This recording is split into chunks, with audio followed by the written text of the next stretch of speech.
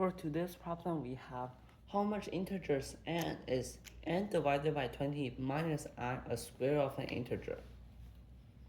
So we know that, so we can solve this by plugging in numbers for n. We know that since we want it to be the square of an integer, so n must be from 0 to 19.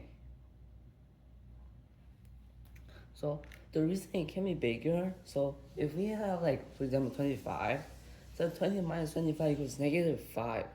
And we know that the square of an integer are always positive. And we can't have 20 because we can't divide something by 0.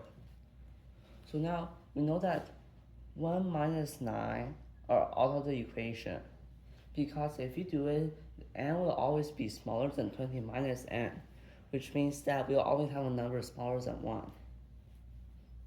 And then of course, 0 is one of the answer choices, one of the possible, such that n is the square of an integer, because 0 is square of itself. So now we are remaining with 10, 11, 12, 13, 14, 15, 16, 17, 80, 90. So now we can further cross out 11, 13, 17, and 90. Since those are all prime numbers, and then a prime number divided by another number will never result in a square of an integer.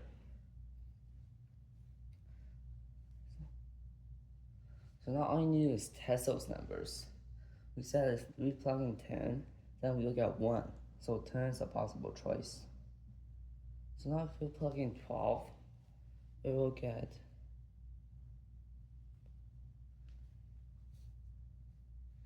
12 divided by 8, which is 1.5, so 12 is not a choice.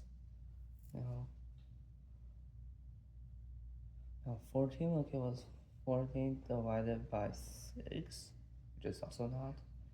15 will give us 15 divided by 5, which is 3, so it's also not an option. 16 will give us 4, so 16 is an option. And 18 will give us 9, so 18 is an option. So now we see that we have 4 possible integers, so correct answer is D.